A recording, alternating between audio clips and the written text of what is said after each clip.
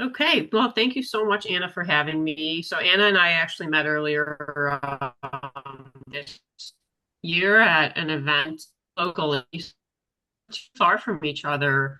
I've been in touch on and off ever since then. She asked me if I would like to come on and do like a meet the trainer slash Q&A event, and I've never done anything quite like this before, so this is very cool for me. So I'm Sophie. I am from Northern Illinois. I grew up here, born and bred.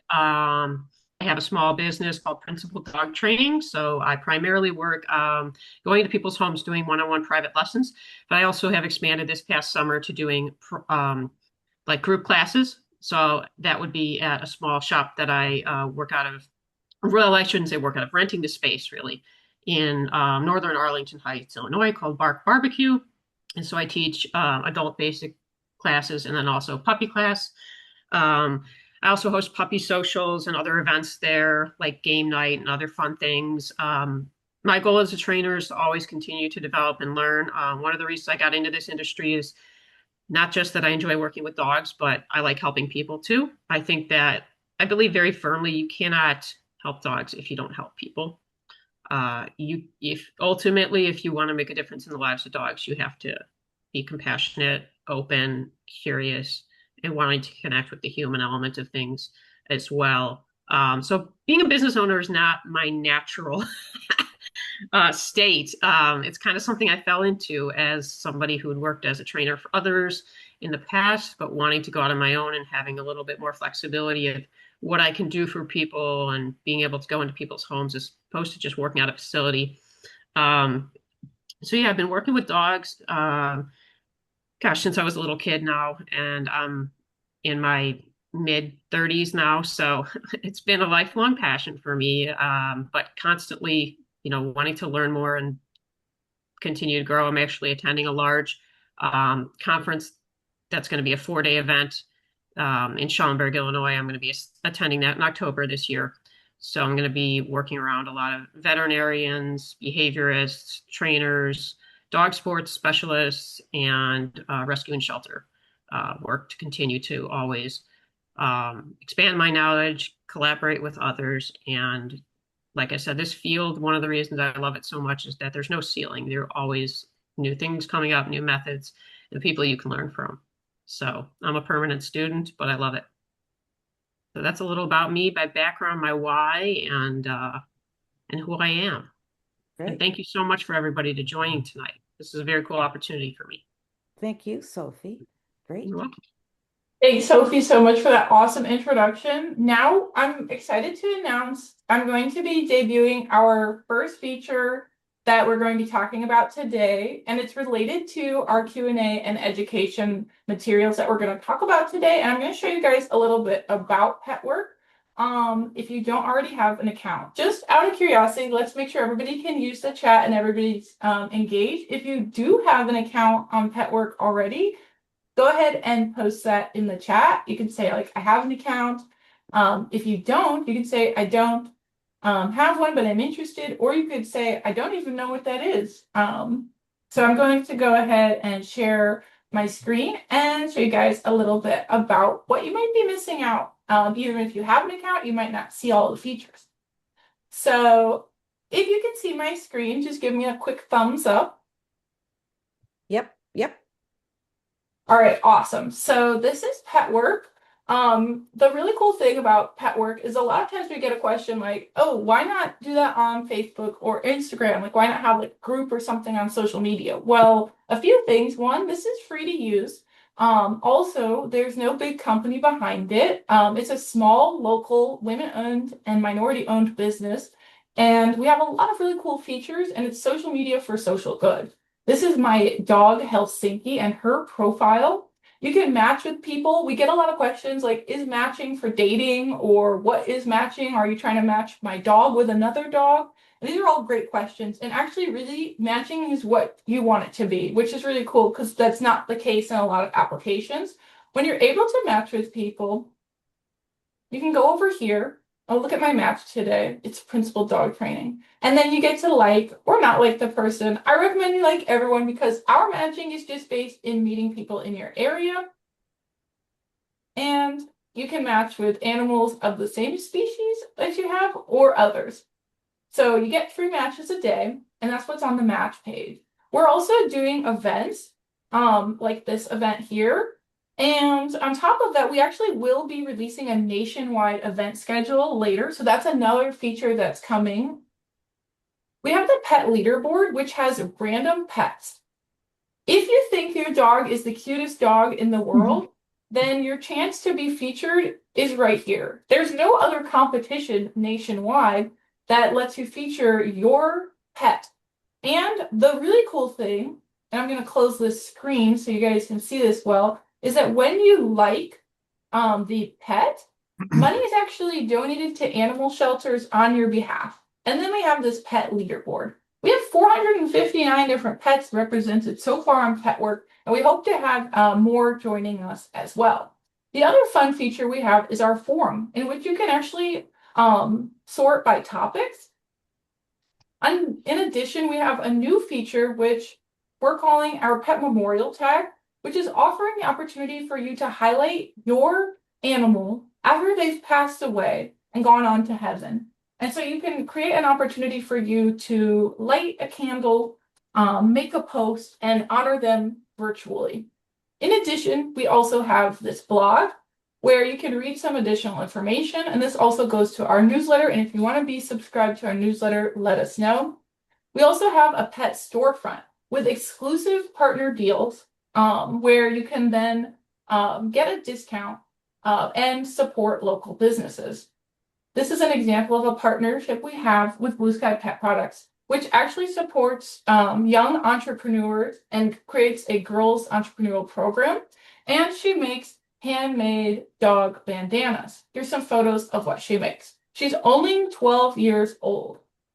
Now I'm pleased to present for the first time ever our newest feature, which is the resource library. There's over 100 different resources on here, and we plan on continuing to add more. All of these have been reviewed by academic journals and also our own internal team. If you see anything you would like to be added, you can always submit suggestions and you can always message me. You can message me right here. Again, I'm Anna Rocco Massey, and you can find me. Whoops, I've frozen. And yeah, this is my username if you need to find me. So with that, we're going to go ahead and kick off our Q&A. But before I do that, I wanted to mention a couple things that are on the way for Petwrk. We'll also be introducing streaks. If anybody's familiar with this, they have it on chess.com, Duolingo, and other apps as well, such as Snapchat. And what this means is you'll get rewarded every time you log in. And so we'll be introducing streaks later. We'll also be introducing a virtual game where you will have a pet avatar that will match your actual pet, and you get to feed it and take it on walks every time you actually take your pet on walks. And it will be your opportunity to play around and encourage you to do the best behavior possible for your individual pet. With that in mind, we're going to take questions from the chat, and we're also going to take questions that we got submitted online for people who couldn't join us. So this is your opportunity now to put a question in the chat, and we'll be answering all of those questions live today. By the way, Sophie will be offering a special deal for people on this call today, which I'll let her confirm what it is, but she has an introductory class. So Sophie, if you'll take a minute for that, and I'll go ahead and get the questions that we have that were submitted online, and then everyone else can put their questions in the chat. Okay, yeah. So Anna had reached out and asked if there was something I would be, happy to give as kind of like a discount feature. So I do offer, kind of for special events and things like that for in-home private lessons. It's through the end of the year, if you're a member of Petwrk, $20 off a private lesson. Awesome, thank you. I also noticed that Go ahead. I was just going to say, I noticed we had quite a few members joining us from a lot of different states: Connecticut, Wisconsin, Michigan, different parts of Illinois. And I think that's really cool. Yeah. So I wasn't, this is my first time. I just joined Petwrk pretty recently, and so kind of giving me some ideas if I do expand to doing um, virtual training lessons in the future. We can definitely consider offering a, you know, discount for people who want to work online with me as well. Yeah, that's what I was going to ask. Given that there's just so many options for like online training and things like that, I was wondering if you are open to virtual sessions as well. Yeah, it's something that I probably won't roll out until next year. I still have so much to do in person. Because I am a small business that's literally just me. I mean, I do not only all the training and everything like that, all the intake calls. So I do all the reception, all the admin, all the marketing, all the finances, um, you know, everything in person and then all the training and everything. So it's a lot of hats to wear at once, which I know many people do. Um, but as I'm evolving and still getting those things under my belt, I don't want to overbook myself in a way that I'm not ready to yet. So as I'm still getting some of these things flowing in my business, I am happy to look into and offer that in the future. But right now, it's a little bit on hold. Definitely something I want to consider rolling out for next year. Okay, awesome. So now I'm going to start with some questions from people who submitted online who couldn't join us. And I'll read the question to you, Sophie, and then let me know if you need me to repeat it. Okay. All right. So the first one, which kind of made me laugh a little bit, but I could actually see my dog doing this. My dog is Could you friendly say with who the most. could you Go say ahead. did the person include their name, just so that if we reference it, Um, they know? yes, some of them did, Okay. but some of them did not. So this one was anonymous. My dog is friendly with most people, but when someone is wearing a hat or carrying a large bag approaches us on a walk, he suddenly freezes and starts barking. What could be causing that, and what should I do in the moment? Yeah, so it's a great question. It's definitely one where I would want to ask follow-up questions. So things like how old is your dog? How long have you had your dog? What kind of environment are you living in? For example, if this dog lived rurally its whole life and then you just adopted it and you live in a city, that's a whole lot of new information for that dog coming in. Uh, Definitely consider looking into different ways to motivate the dog to feel better. So when I say that, it's more about, conditioning a different emotional response. So finding a different kind of treat or things that they'll like, taking them on their walk, doing some counter conditioning, so that when the dog sees the thing, they learn to eat the food. And once they start to develop that kind of connection between what they see and what they're starting to feel, hopefully those better feelings will help you work through that. But again, ones like that are a little bit hard because not only am I not able to see the dog doing the thing, but I'm also not able to ask follow-up questions to determine what best practice and methods to follow up with. Okay, yeah, thank you so much. The Mhm. next question is from Michael. And he said, Rocky growled when I reached towards his food bowl, but he has never bitten anyone. How seriously should I take that, and what's the safest way to work with that? Yeah, that's a great question. So again, without knowing a lot with the background, definitely when a dog growls, you want to listen to it. A dog growling is communication. We do not want to punish communication. It's very important that when a dog growls, we listen. Uh, Dogs have a lot of steps to letting us know they're uncomfortable with things. Growling is one of the ways they do that. If you punish the growl, you take away the growl and say, I don't like the growling. Oftentimes the dog is left with biting. So please do listen to the growl. One of the things I would recommend is, depending on the age of your dog, how long you've had the dog, different things like that. You might want to, if this is something that has just started up and is brand new, you might want to consider veterinary evaluation to make sure there's nothing going on physically that's causing the dog pain or discomfort. And then the next thing I would probably follow up with is doing potentially reaching out to a behaviorist actually, because some of these cases that are resource guarding related. I do work with some lower level resource guarding cases, but any of the more moderate or severe, I generally refer out to a behaviorist. And the reason is because they have a very extensive background in dealing with these things, and they'll look at the whole picture and try to set you up for success. to make sure that you're moving in the right direction and doing it so safely and communicating with your dog in a way that's effective, humane, and going to mitigate any further growling so that your dog feels safe.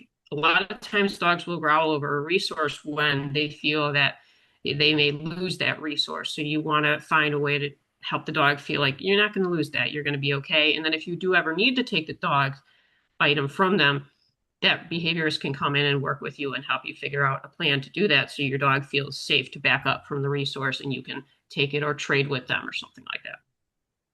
Yeah, for sure. Thank you so much for that. My next question is anonymous. They mention their dog's name.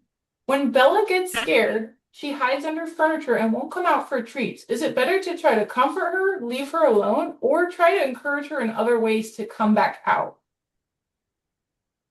Ooh, really good question. So they said that she gets scared. When she gets scared, she goes into there.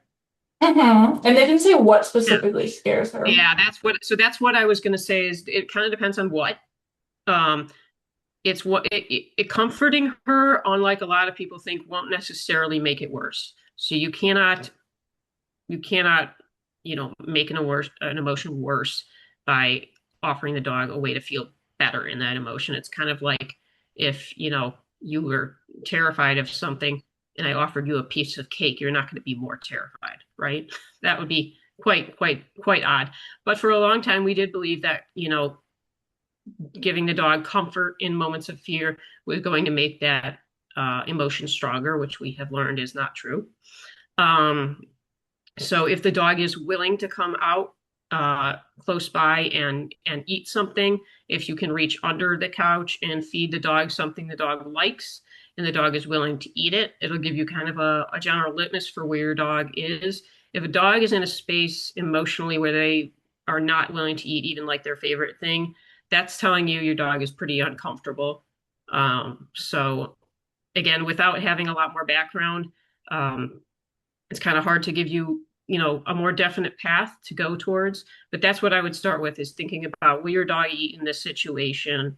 And again, you don't have to be afraid to kind of, comfort them a bit. But you can also act very like nonchalant. That doesn't hurt either.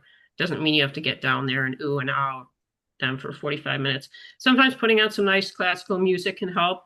You can look up on YouTube. There's also some good videos that are just geared towards dogs that tend to be calming music for dogs. So, try to make the environment feel as safe as possible. Thanks so much for that. I have a lot more from online, but just for time's sake, I'm just going to read one more, and that's everyone's cue to one, put your question in the chat if you haven't already, Yeah, which I see thank we you. have a lot. I see we have a lot of good ones in there. Yeah, for sure. And if there is any other context that you guys want to add once we come to your question, you can either come off mute or just add it there because that obviously is more context you can give, the more time that Sophie can spend on that question. So one more from online. I'm just looking through a few. Um, uh, okay. So this one's from someone named Kayla. Hi, Kayla. Um, and her dog is named Piper. Whenever I pick up the leash, Piper gets so excited that she spins, barks, and bites at the leash.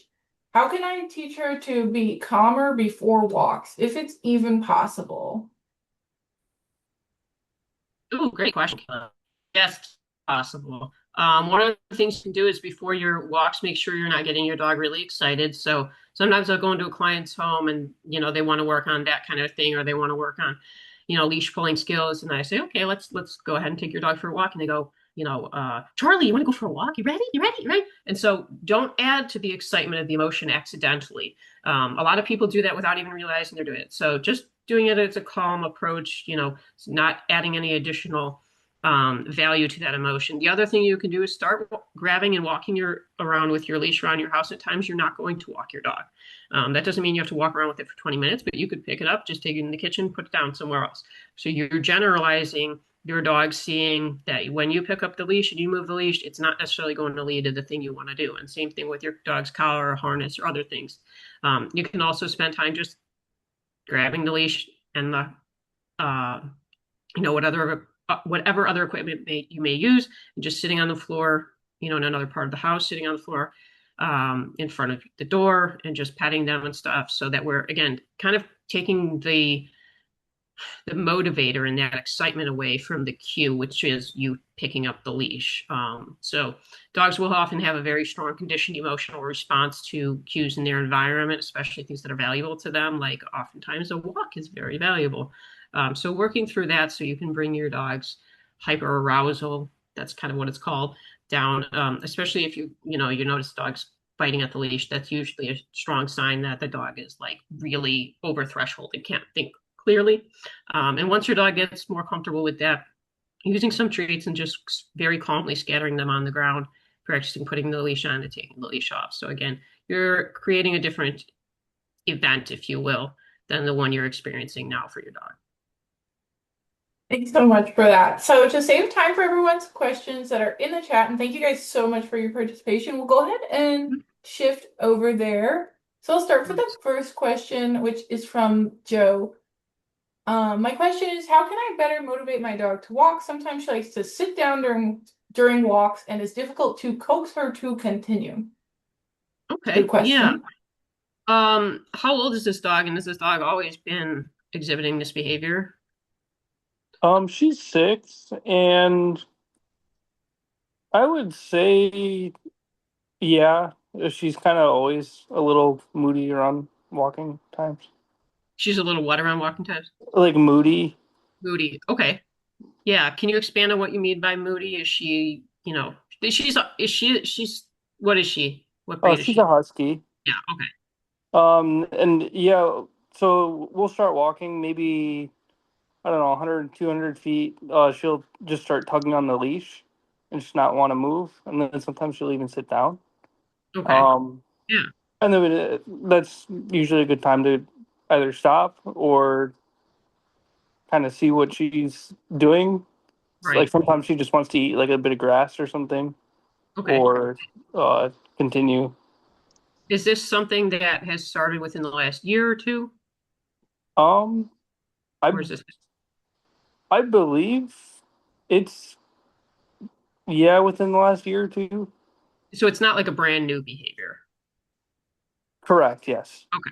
Because usually if it's kind of like a brand new behavior, and it's a dog that's an adult, um, then, we want to look at, is there something medically going on? Is there any pain involved? Any GI issues? Any discomfort? Is she fearful of anything in particular in these moments that you're aware of? Like, is there certain cars or things that are going on in the neighborhood? Does it matter what season it is?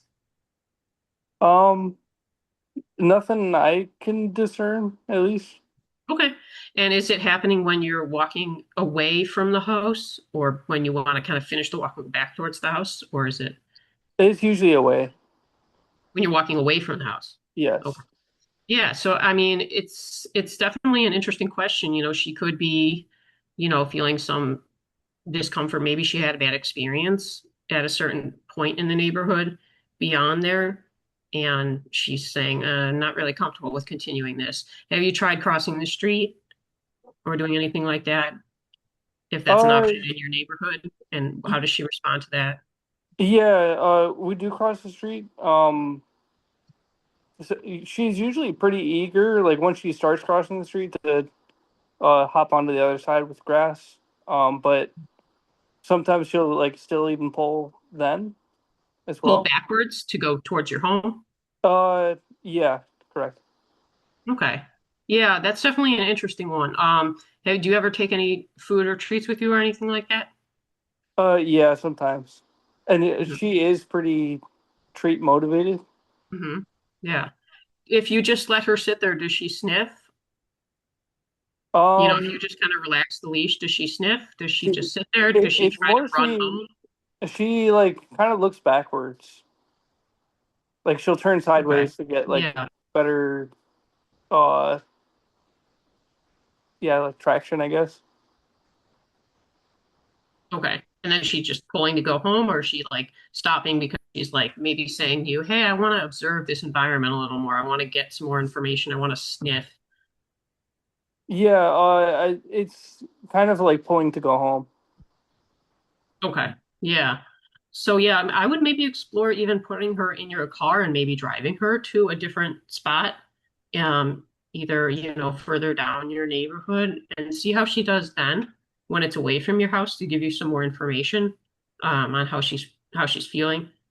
Um, Again, it's something that would be really hard to kind of diagnose, if you will, without actually seeing it, Hmm. kind of seeing what her body language is and those kind of things. Um, you're more than welcome to, if you can film it or something, shoot me an email and I can try to, Okay. you know, give you a little bit more feedback and things like that. But Sounds that's a good. great question, Joe. Will do. Mhm. Yeah, maybe Sophie, use this opportunity to put your email in the chat too. So if anybody has any Sure. follow-ups, they can reach out to you. She's also on Petwrk. Her username is Principled Dog Training. So if you want to put that in there too, people can direct message you or reply to your thread. We'll keep moving. We'll try to keep every question just like a couple of minutes, just because I don't want us to run out of time. Um, Going to the next This one. next question that was a really good question. Yeah, what rewards are best for my dog? Is that individual here with us? Yeah, I'm here. I don't have a Okay. dog right now, but I was watching Anna's dog. I was dog sitting for her last weekend, and I kind of Uh, hadn't, I mean, I wasn't sure what to, if I should reward her or not, or what would be a good reward. Yeah, that's a great question. So, if you're talking about like food and treat rewards, there's a whole Yep. bunch of different options. If you're thinking about like quality wise, there's all sorts of different things you can look into. But are you talking about just rewards in terms of motivation, or are you talking specifically about food rewards to give? I was thinking food. Yeah, yeah.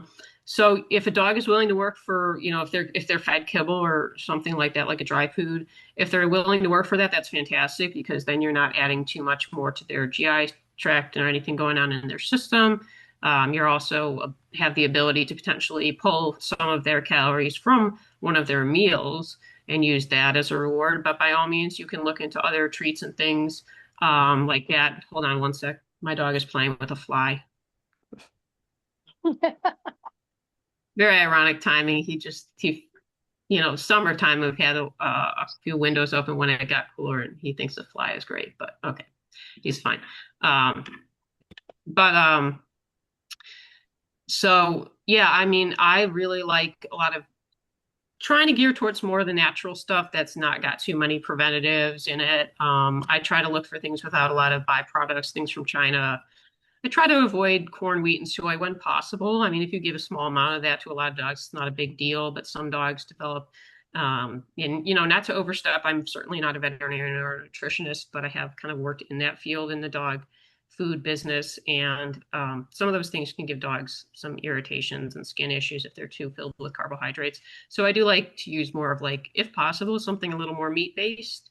Of course, they're going to often need to use things like lentils and sometimes flour and things like that to bind the treat. I always tell my clients, consider what your dog will work for in different environments, how much your dog likes different things. So kind of maybe structure, low value. A lot of dogs, that's kibble or what. Every dog is different, by the way. There isn't a perfect thing. So it's like low value, medium value, high value, right? So like for my dog and for a lot of dogs, like the highest value thing is like hot dogs, meat, soft treats and things like that kind of go in the middle. The lower value stuff is often like kibble, but it really depends. I had a dog I worked with who had the same value system for any kind of food. I mean, I could work with her in any environment, and kibble was exactly the same excitement level. So just playing around with that and kind of looking into what motivates your dog, because the learner will always choose what is reinforcing. Okay, thank you so much for that question. We'll keep moving because we're running out of time. So next question from Tony. How do you conduct a temperament test when selecting a dog? Oh, so selecting like from a puppy or a adoption? This is probably a dog. When you go to a kennel and you look at all these dogs, you're more apt to Yeah, go for the cute one. sure. Um, And the only way I Yeah. can tell, they call this a temperament test. I'm not quite sure what that is, but do you It know? can vary between, yeah, it can really vary between different trainers, different organizations, different shelters, rescues will have different definitions of what that is. Some of them have no definition at all. The things that often you want to look for if you're just an individual is think about what kind of dog you want to live with before you even go. If you know that you are not going to want to live with a dog that's 100 pounds, that sheds a whole heck of a lot, that's potentially going to drool or something like that, but you think it's really cute and you fall in love with it at the shelter when it's 8 months old, that's probably not going to be the best idea for you. So definitely having a kind of an idea of what you're looking at in consideration before you even go to the shelter or to the rescue is great. If the dog has been in a foster home, definitely finding out information from the foster parent, whether that dog is currently at the shelter or currently in their foster home. Like when I did fostering, I did a lot of note taking, a lot of different things that I would watch the dog's behavior for. And so I was able to help pair that and talk to new owners about that. But in some shelter environments, you don't have a lot of background information. So things I would look for are, is a dog exceptionally timid? Does the dog, if the dog hears a loud noise, do they freak out and, shake for, 20, 30 seconds after, or do they have a pretty quick recovery to that? For me personally, I like, and for a lot of people with families, they want a dog that's going to be, not necessarily a project if possible. So you want to look for dogs with confidence, look for dogs that, settle easily as well if possible. But again, if you get 20 minutes with that dog or an hour and a half, it's going to look a little different, right? You might not see that dog settling. So how does the dog feel about somebody reaching for it, the dog being touched, things like that? How does the dog take treats? If if the dog is wanting its own space and you have a lot of young kids and the dog isn't sure about coming up to you, that's probably not a good dog for that family in that home. So looking for different things and letting the dog approach you and watching how the dog approaches you, looking at body language and going over a general, you know, kind of, there's different videos on YouTube that you can kind of look at for body language, kind of researching a little bit of that before you go in. If they don't have a trainer or behavioral team that can help, can kind of give you an idea of what to look for in terms of how to conduct your own test. I also like to see how the dog responds to other dogs when walking and maybe seeing strange people. But again, in that environment, sometimes a dog is so amped up that you're not going to see the same dog as when you're having them in a home. So if somebody has a very specific kind of concern that they want to avoid, I would highly recommend adopting a dog that has been fostered. Okay, great. Thank you. I like that. That's a really good tip because I've been thinking about that myself. Like when I want to adopt another dog. Next question is from Aaron. We are running out of time, so Sophie, if you can try to keep each answer to like 2 minutes, but then I feel like we should follow up with everyone too. So you guys should definitely like shoot an email and also post your question in our forum because then you can even gather more feedback. Aaron says, my 2-year-old female shepherd Ziva, she is leash reactive, pulls, lunging, barks, and then stands on her hind end when she sees or hears another dog while out on walks. Thanks for your question, Aaron. Yeah, Erin, if she will take any food, that's one of the things I would definitely recommend starting to work with. I would try to do it before she sees the dog. So getting your dog used to you looking at you and checking in with you, seeing if your dog is willing to eat certain treats and things before there's any kind of trigger in the environment. If your dog is already too amped up and not willing to eat treats and work and sits and downs and different things, then they're not going to be in a learning state when they see that other dog. So that's the first thing we want to evaluate. Since we don't have a lot more time, one of the things I would definitely consider looking into is pattern games. So pattern games, and there's a book and some, I think Leslie McDevitt has some free resources online now because she's putting up some more videos.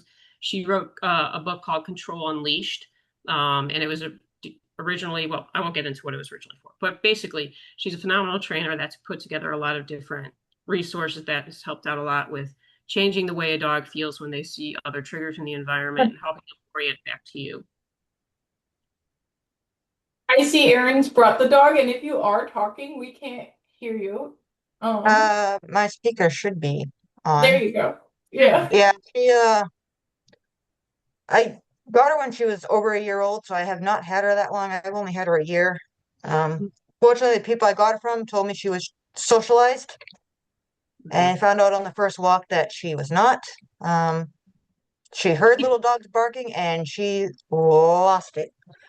Um, Yeah, a lot of times dogs that are dog friendly won't behave in a way that looks that way on leash because they're frustrated, yeah. especially when you consider the fact that the dog is on leash, there's fight or flight comes into play. And if they can't get to what they want to get to, they can get really frustrated. If they are fearful at all and they can't get away from what they're fearful of, they're going to often push back, you know. Yeah, I haven't been able to get her up to any other dogs. Mhm. But I just, Just to give you a little light there that it might yeah, not be that she's actually dog aggressive. yeah. She just Well, might be I very had a dog frustrated. up until this beginning of this month. We had to put our older dog down this month. So she was with another dog for a year. Um, and then my neighbor has her brother, litter mate. Um, they look totally opposite. I can tell you they have totally different temperaments. She's 100% go all day long. Um, but when she's in that high risk, that high zone of I don't know what to do with myself, even high Yeah, value food does not work. right. Um, I started carrying a tug ball with me. Good. So when she doesn't react, I know how to teach marker words. So Oh, I taught excellent. her the marker word yes, and I'll go backwards and reward her to play. But if she's in that high zone of reacting, Yeah. she doesn't take anything. Uh-huh. What kind of stuff will she take if she's in a like lower arousal She'll state? work for her dry kibble. Okay. I sometimes will take high value treats and like freeze dry, break them up, and I'll mix it in with it so she doesn't know what she's, Yeah, that's a getting. great idea. That's what I tell Um, other folks to do. but yeah, and it's hard because we have a dog that lives 2 yards over from us, and there's a fence between it with a privacy fence up because of it. But she Yeah. reacts to that border collie all the time. Okay. Um, Yeah. that border collie is nonstop barking the whole time it comes out. Oh Um, boy. and it's irritating because the owner won't do anything. She says it's the breed. Sorry, I've had herding dogs. I've had Shelties. Yeah. It's not. It's just you don't want to do anything to correct it and let them know there's a limit to letting you know, hey, someone's outside. Yeah. Um, Absolutely. Unfortunately, my Shepherd has to be on leash when she goes out because she's an escape artist. Yeah. So I've Yeah. already found that out. She's already gone through our wooden fence. Oh A gosh. tiny Yeah. hole. If My you can daughter, drive, if you can drive her to a different place, maybe a park where she can see dogs from a greater distance and start working with that. we do that. Okay. It really depends on the other dog's energy. If the other dog Okay. doesn't react to her, she's totally fine with it. She froze. Mhm. Yeah. That's It enough. varies. That she's at least got that baseline where she can get herself out of it a little bit if the dog is not having a, reaction or big feelings or moving quickly. Yeah, she's got a big prey drive. She's very high prey drive. Okay. Yeah, I would Even definitely. with her, if the tennis ball that she drops even moves a teeny tiny bit, she's back Yeah. on that ball before you can throw another one. She pounces and gets it. Yeah. Yeah, she's huh. You gonna come say hi? Oh yeah. Show your pretty face. Yeah. Ah, pretty girl. Yeah, very Yeah. pretty girl. That's Yeah. a I would definitely look beautiful into some. dog. Yeah, definitely Yeah, look into some of the pattern games and working through conditioning different emotional responses when she's in lower threshold and continue to do what you're doing. Playing the look at that game, I think will help a lot. yeah. The other day I was able to have her and we have our part of the yard is totally fenced in.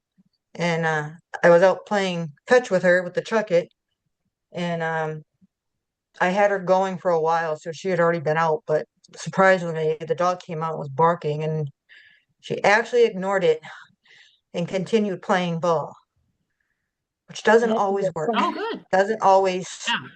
um doesn't always keep her attention. I actually started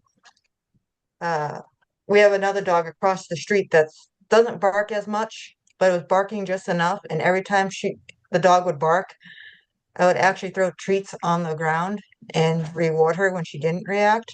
So it's kind of making the bark Mhm. a more positive thing. Like, hey, if you hear a dog bark, you're going to get Yeah. something high value. So that had seemed to be working. Yeah. Um, Yeah, you might want to take a lick mat out and just sit out front with her. See if she'll yeah, engage in a lick mat because licking is soothing. That's a great yeah. question, though. Yeah, thanks so much for that question. We're gonna keep going. We will stay a little later if that's all Oh, right, Sophie, for anybody who Yeah, I can. can I do that. understand. Yeah, I oh, understand if people do want to hop. We'll keep like plowing through these. Right towards the end, before if anybody does need to hop, we really appreciate you coming. And I'll also just ask how you guys enjoyed this and just ask for some feedback right in a few minutes. But we'll keep plowing through the questions. Next question is from Seth.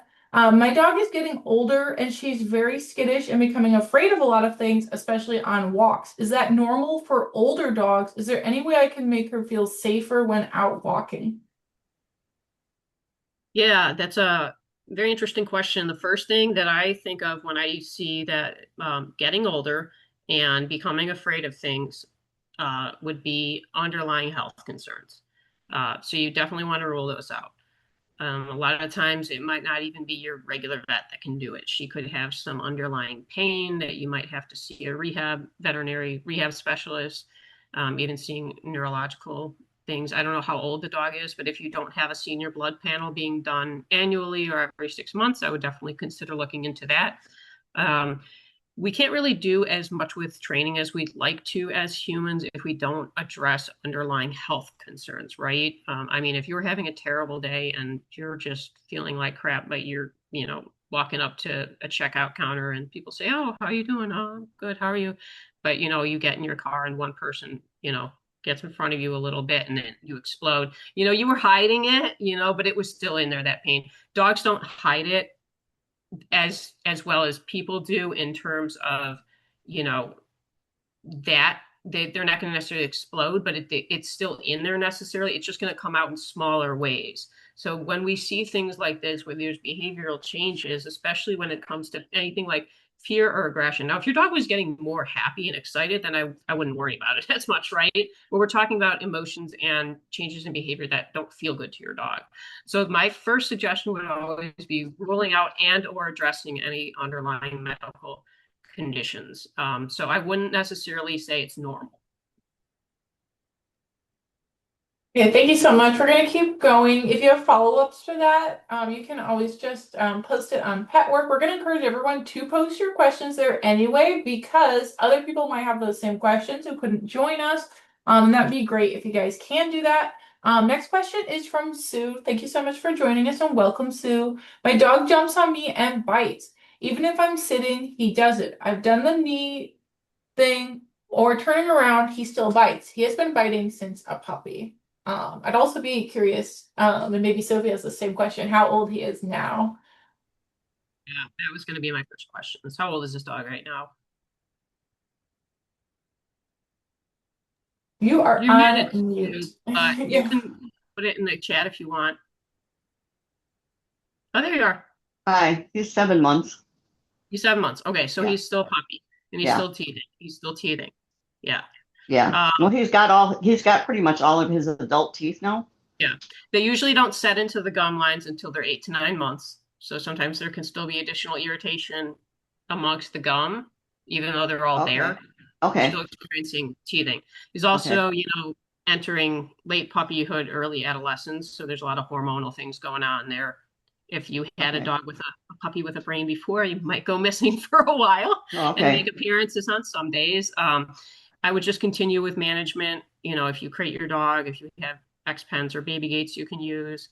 Oh, we do. Definitely. Yeah, we do all of the above. Good, I good. res I Yeah, rescued him yeah. from a rescue place when he was 12 weeks old, and they told me that he had already been brought back once Okay. at Yeah, that young age. I don't know why they never said, but yeah. he sure is a devil with this fighting. I just cannot get it under control at all. Oh, that's hard. Yeah. Do you have things that he can chew on Oh, regularly? absolutely. Yes, he Lots of has bones. He has toys. good. I've given him everything. I've had dogs in the past, but he's Yeah. bad. Yeah. Is he getting Two questions. Is he getting enough walks and exercise, and is he getting enough sleep? He doesn't want to take naps. We have to make him go in his crate, Yep. and then he just lays there. He refuses to take a nap. Walking, he pulls me on the leash to the point where he injured my shoulder because he Oh pulls so no. hard. So I Yeah. do have somebody that gives him a walk 3 times a week. Good. That's what I was going to say. Is if you can get Yeah, somebody else to get him a walk, or yeah, I if you did can do find that. great. If you can find a sniff spot, place where he can run off leash, things Right, like that, so that way he can get his physical needs met. Because right, an unfulfilled young dog is going to come out a lot of times with the mouthiness because they don't know yeah, how to think straight. They don't know right. how to think straight, Yeah, and he they get runs around in the yard yeah. Okay, like great, an great. idiot. He does do Yeah. that. Yeah. Look into some puzzle toys, different games, lick mats. You can also get some Kongs and topples and stuff, freeze them, fill them with food and, other spreadable things and freeze them. I still do that for my dog.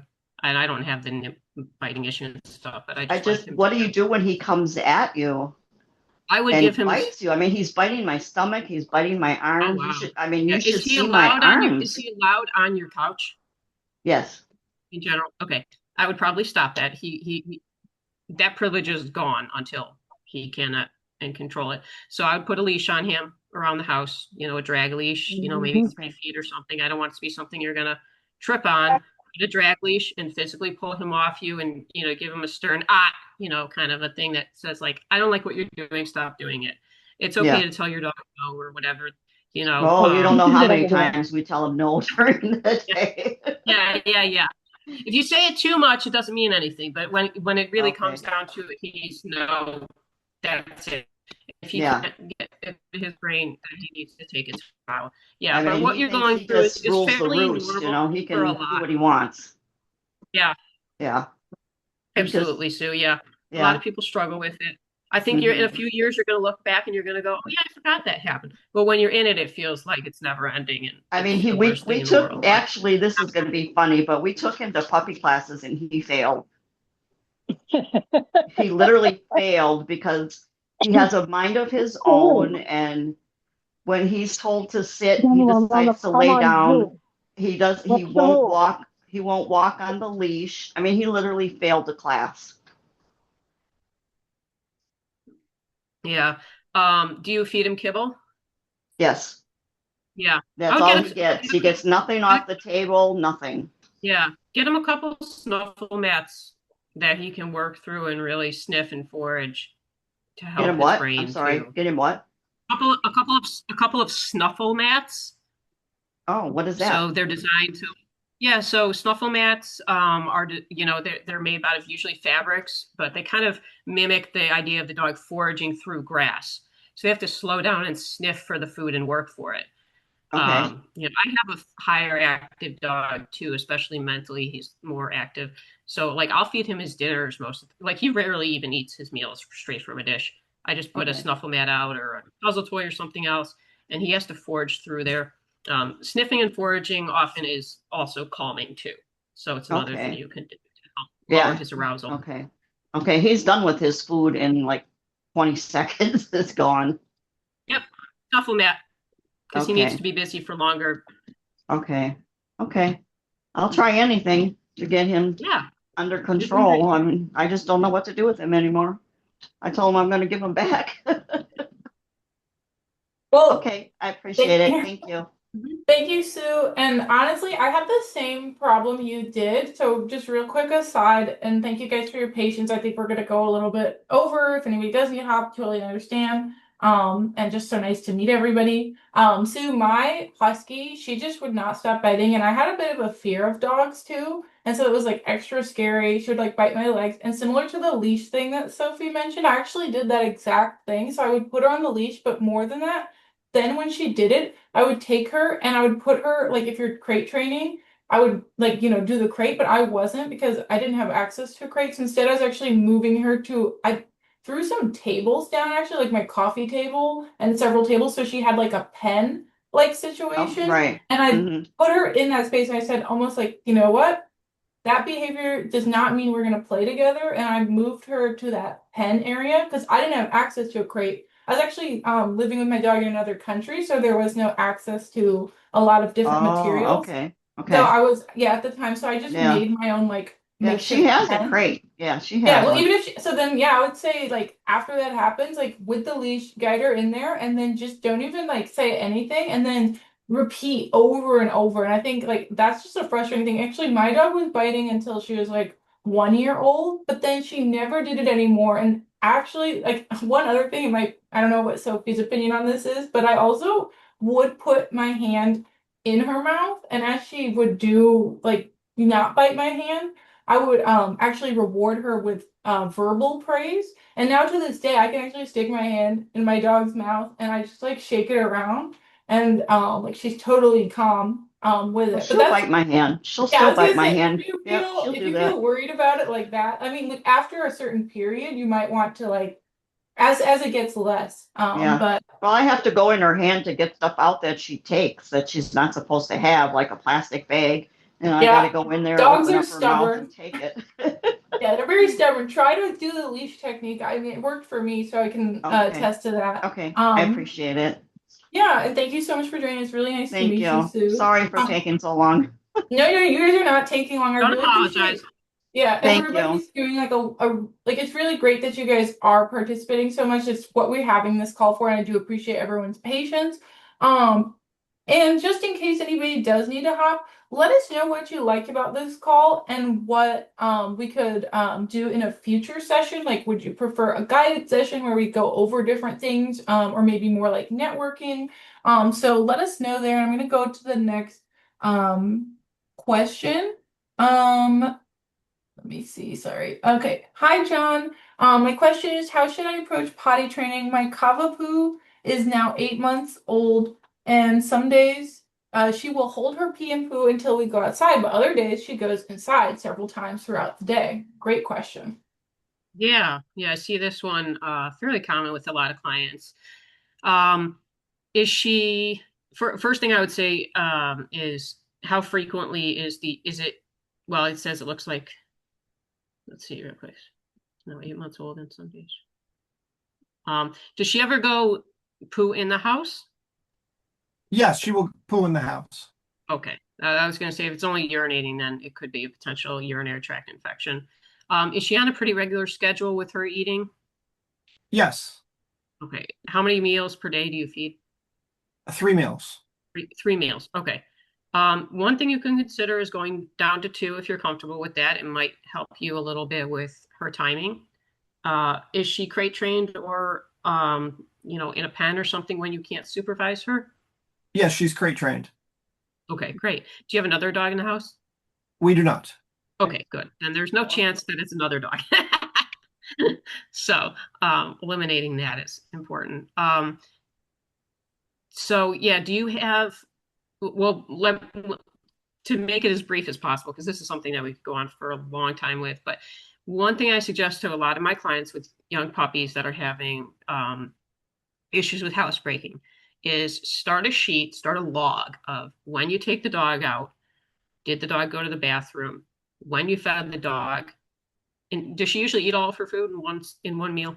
Yes. Okay, that's good to know. Um, and then keep a log of feedings, when she went to the bathroom, when you took her out, when she went to the bathroom outside versus inside, so that you can try to see if there's any kind of things that are going on, any kind of patterns that could lead you to an answer that, maybe it's, oh, I'm not getting her out in time for X, or oh, I'm not, getting home and getting her to do this instead of that. Is she going to the bathroom in front of you, or does she kind of go somewhere else to do it?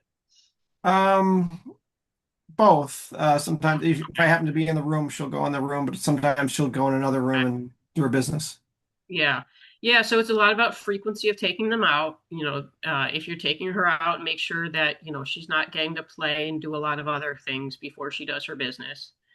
So when she goes outside, the priority should be doing her business, which might be, a little painstaking. Believe me, I did it with the puppy one time and it was rough and it was winter. But I will say that, getting them to really get the idea that they have to go to the bathroom outside and also cleaning anything inside with an enzymatic cleaner to get rid of the smell is really important. A lot of people will just pick up a general like pet odor carpet cleaner, but it's got to be a one that has the enzyme that can break down the enzymes in the urine so that the smell isn't as strong, and she's not gonna it'd be as likely to go back there. Okay, that's a good point. Thank you. Mhm. Regarding the smells as well, when I was potty training my puppy, I took her poop instead of just flushing it down the toilet or throwing it in your trash can, put it on a tree outside so they know that's where they should be going or in the grass because it's the opposite. So, like how Sophie was talking about the enzymatic cleaning, it's like taking that smell where it should go. It might seem a little gross, it might seem a little weird, but I promise you that they'll get it because that's their language. That's their love language is sniffing. So maybe try that as well if you're brave enough. Maybe with some gloves on. Thanks, John, and welcome. All right, thank you. All right, so then moving to the next person's question. I also put a question in the chat while you guys are waiting. If you can let us know what other events you guys would like to see and what you guys think so far of the experience. And thank you guys so much for being here. Again, I said this at the beginning of the call, but getting people to come together at one set time in 2026 is just honestly so challenging. So we really Yeah, this has been appreciate you. fantastic. Yeah, I've learned a lot so far, and I really appreciate you guys. And we also have somebody here from Japan named Taki, and that's really fun too, because I'm assuming you're just waking up. So good morning to you. Cool. The next question is from Regine. What's the best way to teach a puppy almost 2 months that biting hands and people isn't appropriate? I know we were talking about biting earlier, Yeah. so when it's I think with the case of Sue's dog, it was kind of like leaving the puppy phase, but this sounds like a very tiny dog, and a very newborn. So maybe if you have anything additional to add, if not, we will move on to the next question. Yeah, it's a very, very baby puppy, right? And dogs, especially puppies, explore the world with their mouths. So they're going to put their mouths on pretty much everything. You can do a little yelp or ah, but keep it very gentle. They really don't know what's wrong about what they're doing at that age. They're designed to go and put their mouths on all sorts of things. So redirection, redirection, redirection. You want to have a lot of toys and acceptable things for your dog to put their mouth on. That first year of your dog's life with you might look kind of ugly. You might say, well, my house isn't really looking how I want it to look. I've had to put this up. I've had to put that up. I've had to buy these cheap rugs because you're destroying the other ones. And that's okay. You're just getting through one of the harder times. Don't plan on wearing your expensive clothes that you like. Don't even bother. Put them away. Put them away. Have your cheap sweat clothes out, or things like that. Because puppyhood, it's a lot of it can be kind of messy, right? Like literally and figuratively. But a lot of redirection to acceptable things, making sure your puppy has at least 3 different kinds of chews available. So a hard chew, something maybe a little bit softer and more kind of a rubbery texture, and then something very soft like a stuffy and things like that. So you want to make sure they have 3 different options. And even within that realm, you can get them a few more things because each dog will have kind of like a textile preference of what they like, some more than others, but having a lot of different chews. If the dog is really excessive over the top with it, can be a big red flag that puppy is needing a nap. Puppies need to nap a lot. Thanks for that, Sophie. And really, I mean, I think if everybody here has had a dog, or even if their dog is past that puppy phase, or is thinking about getting a dog, that biting phase really sucks. And I think everybody can sort of relate to that. Just for time's sake, we'll move on to the next one from Roxine. And I'm sorry if I pronounced your dog's name wrong, but it's a really cute. I saw it earlier. How to reduce reactivity. Damu is now 5. He can jump from 0 to 60 in a flash. I've seen him pull a 300+ pound man to the ground, pull a 5 feet handrail off the porch, and snap the rebar holding it. Wow, this is one tough dog. Then jump a 6-foot fence going up a hill just to chase a cat, and he's only 80 pounds. I love the detail there. Yeah. Definitely gives me a picture of power. Um, so for right now, absolutely no tiebacks, unless you're right there with the dog with another leash on, because it seems like that's just, too much of a risk that this dog can get away and out into public. And even if people have no issue with that dog, you could get a call from the police, or so I don't know where you live, but sometimes people get really scared if they see a dog running, chasing something. And I would hate for, the dog to get hit by a car or something else like that. So definitely not tethering the dog unattended unless you've got like a true chain on it, if you will. Sometimes that is necessary. There are dogs that even like chew, some pretty heavy duty things, and they have to use a chain. Not promoting to leave your dog chained out 24/7, but it's just a safety factor that we have to consider. But because a lot of this does sound like it's happening maybe when the dog is alone, but I'm not sure. With the dog, in terms of reducing reactivity, it kind of depends, what is the dog reactive to? Is the dog chasing any kind of wildlife or cats? Is the dog lighting up when Cats, it's dogs, rabbits, okay? Yeah. groundhogs. He looks at birds. I've seen him sit and watch the birds, and they'll walk up to him, and he's like, darn, you're not running. And Uh-huh. butterflies, he just lays and watches. He's not thrilled. We got mud daubers right now, and so he watches Uh-huh. them. Hmm. People, People. he wants to have your attention, but he Got still it. like he's a puppy. And so he'll jump on you and he barks. It sounds like he's going to eat you. Yeah, yeah, yeah. And Definitely. so he doesn't. He's never bitten anybody. Dog Sure. he has bitten, but Hmm. not a person. He's very selective, but he will pin you up against the wall and bark in your face. Hmm. And for those that realize there's nothing wrong with this dog and they pet him, he'll get Hmm. right down, but you can't stop petting him then because he wants to be Yeah, pet. very So excitable. Yeah. he's real excitable, and he's a lot better than he was when I got him Good. 2.5 years ago. Yeah. But I'm older and can't handle him like I used to. So Sure. I'm Yeah. still looking for other avenues. This snuffle mat, I don't know why I've never heard of that.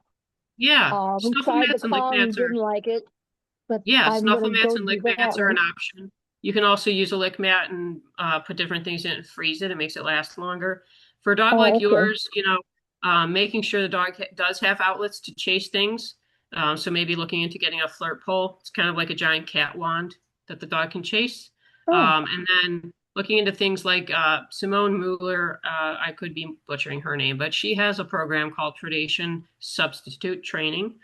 So if you have a dog that chases wildlife and other things like that a lot, her protocols can help work well with things like that. And you said you're in Illinois, right? yeah. Okay. I'm Yeah. down And by Hannibal, Missouri, okay, you might know that. Yeah. south of I Keokuk, do have, Iowa.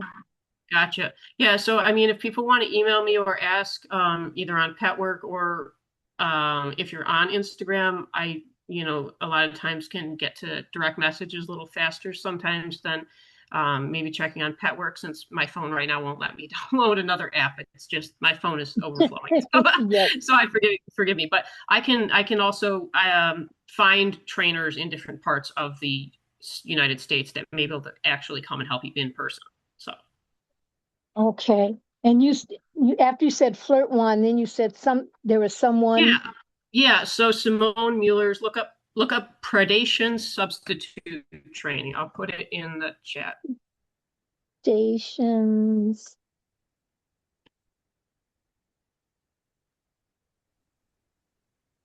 Awesome. So we are going to just skip to one last question just because of time's sake. So sorry, guys. The last question is we'll choose from Diana. Um, Thank you.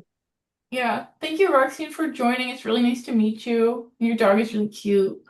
I'm looking to adopt a dog. I had a Chihuahua, Dachshund, Beagle, Spaniel mix, but I'm concerned about adopting a dog with issues.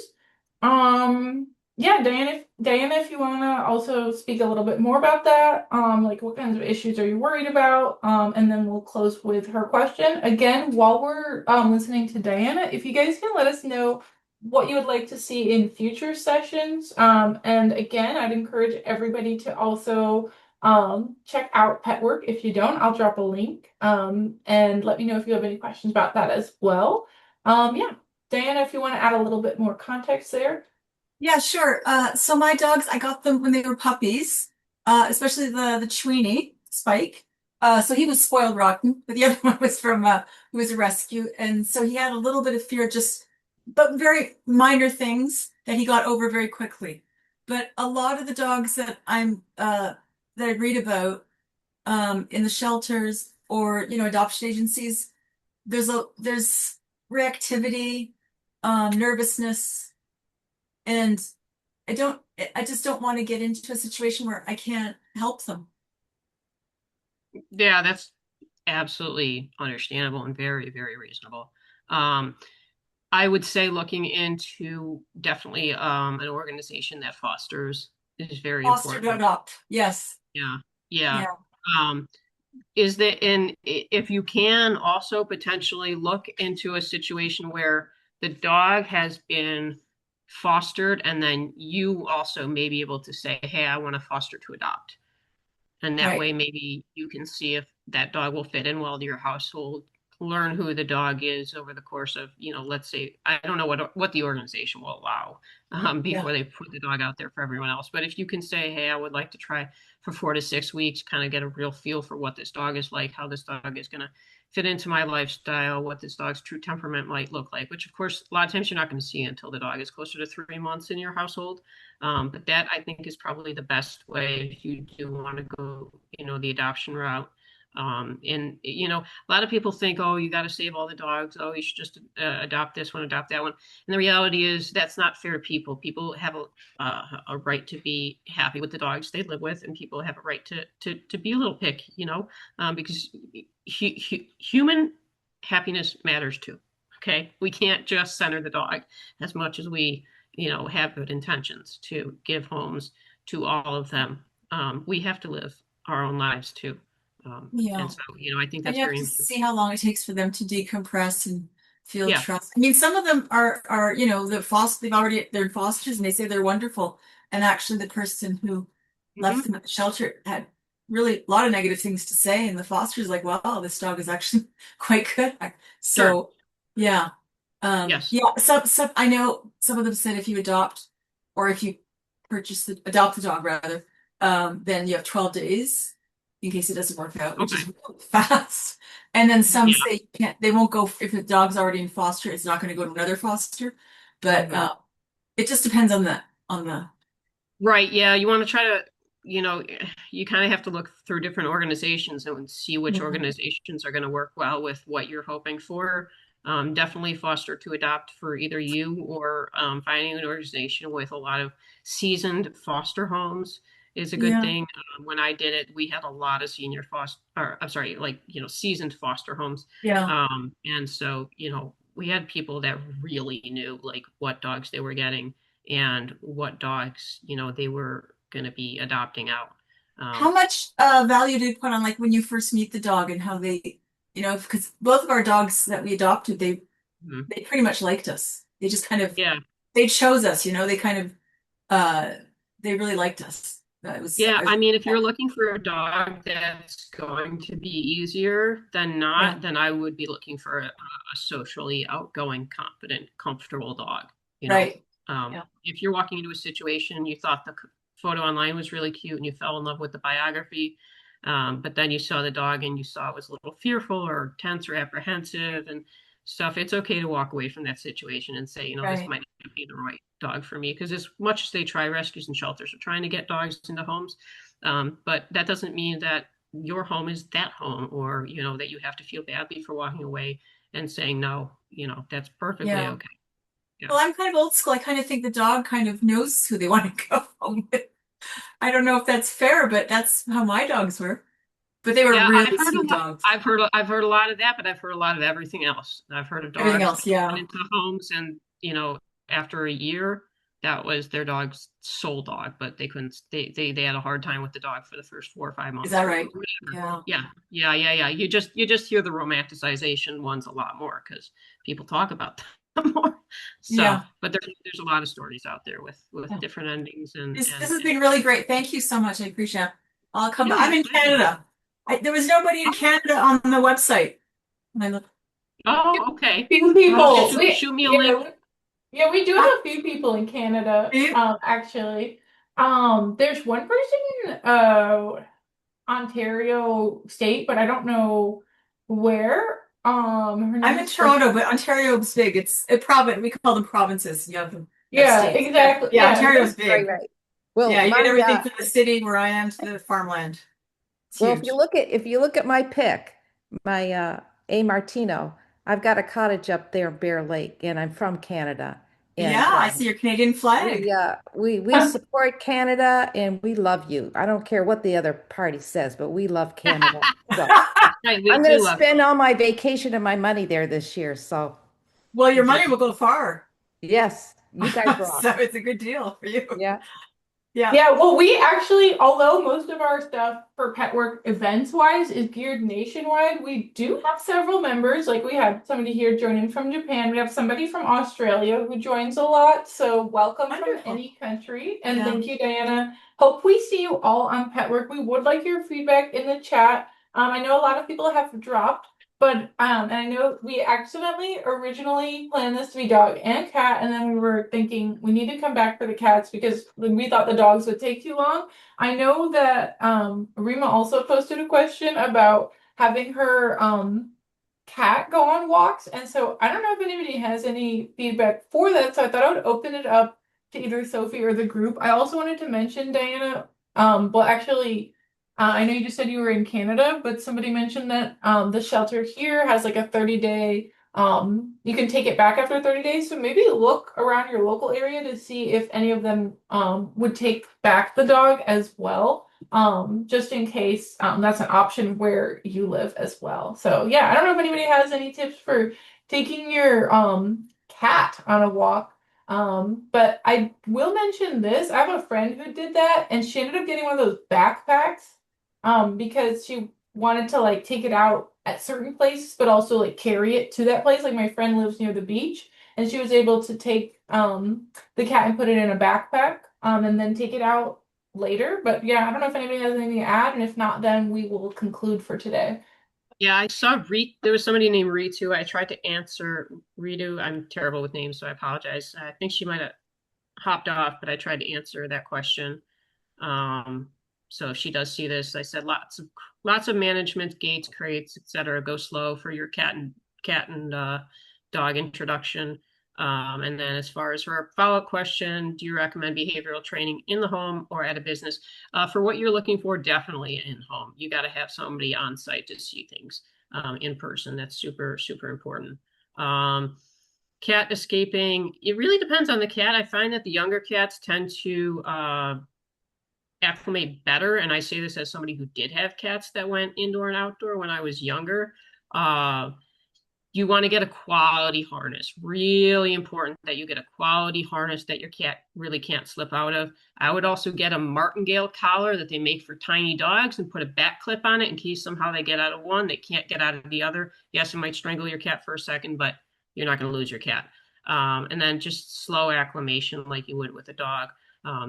I would walk your cat out with you in a carrier, kind of like Anna was saying, ideally, so that way they don't get used to walking out the front door, because that can be the big problem is once they get used to access of walking out the front door, then they want to bolt out every time. So kind of setting yourself up for success. I will preference by saying I am not a cat expert. I am not a cat behaviorist, but as someone who has that experience with cats and other people who have walked cats and taken cats out, I think enriching their lives by taking them outside is really wonderful if you can do it and do it safely. Yeah, thank you so much. We're way over time. We really appreciate it. If anybody has any trouble logging into Petwrk, you can post additional questions there. We do appreciate it, and it's so nice to meet you. Again, I'm Anna Rocco-Massey. Both of our emails are in the chat, mine and Sophie, so you guys can do follow-up questions there. And we look forward to connecting with you guys further and petworking with you. Yeah, and I will follow up in the next couple days with a post on the forums. Thank you guys so much. This was an awesome opportunity. Thank you, Anna. Bye, guys. Thank you, everybody.